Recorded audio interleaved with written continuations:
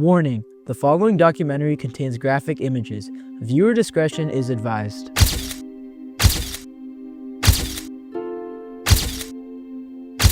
Broken Morals: The CIA's Descent into Torture. After World War II, the world was trying to move past the horrors of war, including state-sponsored torture. Used since medieval times, torture has been known to inflict severe and lasting pain upon prisoners. As the truth about the suffering of thousands, both prisoners of war and civilians, came to light, outrage spread. United States, known for promoting human rights, helped push for the Universal Declaration of Human Rights, UDHR. It was meant to be a promise that no one would be subjected to cruel and inhumane treatment again.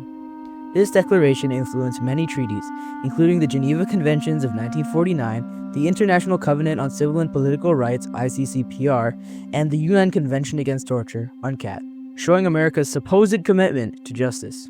But commitment is only as strong as the actions taken to uphold it. Rights, when unprotected, become nothing more than words.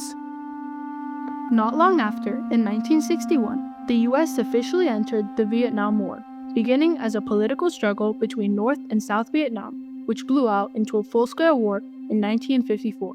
The U.S., fearing the spread of communism, backed South Vietnam. To fight the U.S., a military giant, the North Vietnamese employed one key weapon in their arsenal: torture.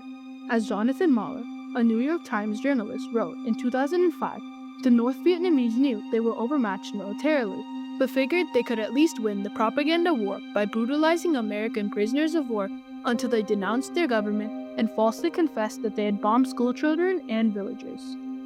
This brutal treatment of American prisoners of war had a lasting impact on U.S. soldiers' morale. In response, the military brought back the SEER program, which stands for Survival, Evasion, Resistance, and Escape.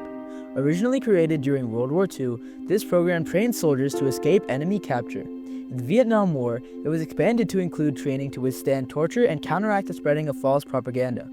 But over time, it was twisted into something darker. Soon, instead of protecting soldiers from torture, the U.S. government became the ones using it.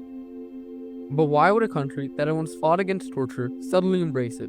The answer lies in a single event that changed the world: the bombing of the World Trade Centers on September 11, 2001. Al-Qaeda, led by Osama bin Laden, launched a series of attacks that killed nearly 3,000 Americans. Their goal? To create a single Islamic state by taking down powerful world orders, specifically those perceived as dominated by the Western world. However, the CIA was responsible for not being able to gather and act on intelligence to prevent this horrible attack. This caused them to become desperate to prevent another tragedy. But in that desperation, the CIA, with approval from the highest reaches of the U.S. government, turned to torture. In its fear and rage, the U.S. abandoned its responsibility to uphold human rights, setting the stage for one of the most controversial intelligence programs in history. Torture, a horrific way of obtaining information, is a technique outlawed in most prominent nations due to its ineffectiveness and questions of morality.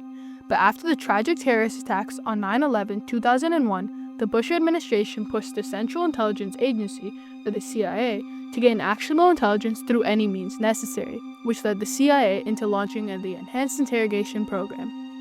This program used violent torture techniques that clearly violated Article 5 of the Universal Declaration of Human Rights and Article 7 of the International Covenant on Civil and Political Rights, both of which stated that no one should be subjected to torture, harsh treatment, or punishment.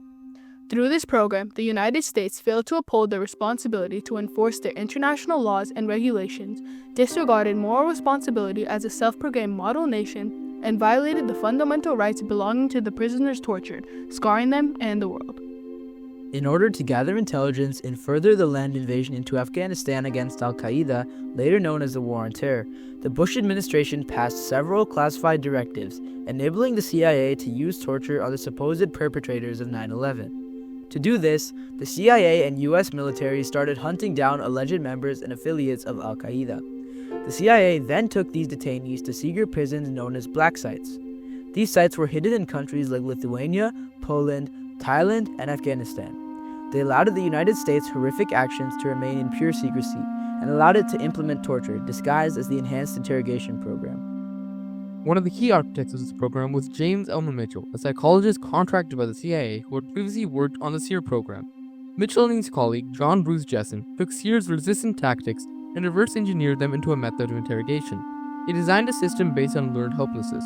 believing that breaking a detainee's will would make them more likely to reveal useful intelligence. Instead, it created immense suffering and unreliable confessions. Mozambique, a public speaker and ex-CIA detainee, showed just how destabilizing these methods were in a 2017 interview with HBO Vice News.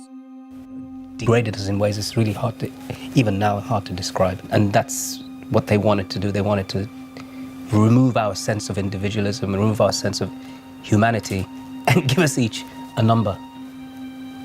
And we'll remember our numbers to this day. Prisoners were subjected to torture, such as waterboarding, where detainees were forced through stimulated drowning, walling, where prisoners were slammed into walls, stress positions, where detainees were forced into painful bindings, sleep deprivation, and more. The suffering was so extreme that some detainees tried and even succeeded in taking their own lives. The CIA justified these actions by arguing that they were necessary to prevent future attacks, but in doing so, they shattered the rights that they had once vowed to protect. The contrast was glaring. The United States, a nation that had long positioned itself as a beacon of freedom and justice, had become a perpetrator of the very abuses it once condemned. Soon, through the work of dedicated reporters, the enhanced interrogation program was exposed. The public reveal of torture taking place within the confines of these black sites sparked international outrage. Countries that allowed the CIA to operate within their borders faced intense backlash from their own people and the global community. What was once a closely guarded secret was now a major scandal, exposing the role these nations played in human rights violations. Furthermore, the nation that had once condemned torture now stood accused of gross hypocrisy. They had put their anger to avenge 9/11 over their responsibilities to international treaties. The United States failed to protect the rights of not only the prisoners they captured, but their citizens by hindering the war on terror. After these revelations, legal and policy changes were inevitable. The Detainee Treatment Act of 2005 was a major step. Past its overwhelming support, it banned the cruel and inhumane treatment of detainees, reaffirmed the U.S.'s commitment to the Geneva Conventions, and aimed to prevent future abuses. This also led to the Executive Order 13491, passed by the Obama administration, banning all forms of torture and formally disbanding the Enhanced Interrogation Program. On the other hand, many proponents of the Enhanced Interrogation Program believe this extreme measure was vital in procuring intelligence on 9/11 and the subsequent war on terror. According to the creator, James Mitchell, the temporary discomfort of a terrorist who has voluntarily taken up arms to destroy our way of life does not outweigh my moral obligation to do what I can to save hundreds, maybe thousands of people. However, this belief was flawed. The Senate Intelligence Report revealed the truth. These techniques weren't just cruel, they didn't work. The report stated, while being subjected to the CIA's enhanced interrogation techniques and afterwards, multiple CIA detainees fabricated information, resulting in faulty intelligence on critical intelligence issues.